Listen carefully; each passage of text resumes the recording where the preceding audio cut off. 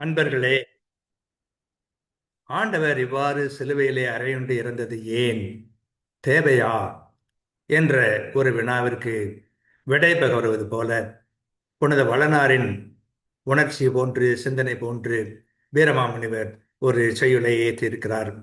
அதனை நாம் இன்று சிந்திக்கப் போகிறோம். இதன் மூலமாக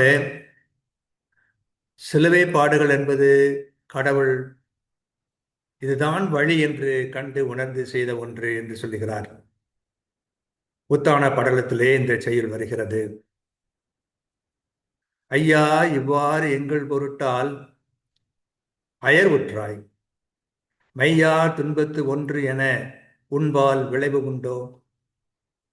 மையார் பெட்பால் தீவினை செய்த மனு எல்லாம் உய்யார் என்று அன்றோ உயிர் சிந்த உணர்வுற்றாய் என்று உத்தான படத்திலே இந்த செய்யுள் அமைகிறது. அதன் பொருள் என்ன? ஐயா, இவ்வாறு எங்களுக்காக நீ வருந்தி தளர்வு கொண்டாய், அல்லாமல் உன் உடலில் நிறைந்துள்ள துன்பங்களில் ஒன்றையேனும் நீ அனுபவிக்கத்தக்கதாக உன்னிடத்து தீமை ஒன்றேனும் விளைவதற்கு காரணம் ஒன்றேனும் உண்டோ? மயக்கம் நிறைந்த ஆசைக்கு ஆளாகி தீவினை செய்த மனிதர் யாவரும் வேறு விதமாய் மீட்பு அடையார் என்று கருதி என்றோ உன் உயிரை இழக்க துணிந்தாய் என்று கூறுகிறார். உன்னிடம் தீமை ஏதும் இல்லை, எனினும் ஐயா நீ துன்புற்று தளர்ந்தாய்.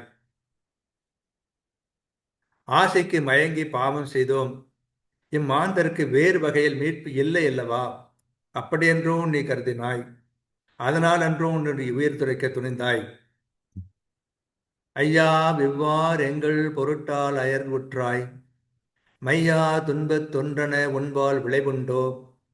மையார் பெற்பார் தீவினை செய்த மனுவெல்லார் முய்யார் என்றோ உயிர் சிந்த உணவுற்றாய் என்று கூறுவதை பார்க்கிறோம்.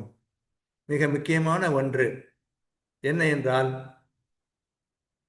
நீ துன்புறுகிறாயே, நீ அடைந்த துன்பத்தில் ஏதேனும் ஒன்றுக்காவது பாவம் காரணமா? உன்னுடைய பாவம் காரணமா?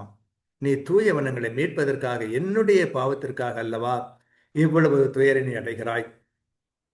மீட்புக்கு வேறு வழி இல்லை என்று உம்முடைய ஞானத்தால் உணர்ந்து இந்த வழியை நீ தேர்ந்து கொண்டாய். குற்றமே இல்லாத, மாசே அணுகாத நீ எத்தனை வகையில் துன்புறுகிறாய். ஆனால் நாங்கள் ஆசை கொண்டு, ஒரு விதமான மயக்கம் கொண்டு, இது நல்லது இது நல்லது என்று மயங்கி தீமைகளிலே மூழ்கி விடுகிறோம். அதிலிருந்து எங்களை மீட்பதற்காக இத்தனை துயர் நீ அடைந்திருக்கிறாயே. ஐயா, இது என்னவென்பது? கற்பனைக்கு எட்டாததாக, அறிவுக்கு உகந்ததாக இல்லையே. உம்முடைய ஞானத்தால் எங்களுக்கு இவ்வளவு நன்மை செய்ய முன்வந்தாய். நாங்கள் நன்றி உள்ளவர்களாக இருப்போம் ஐயா.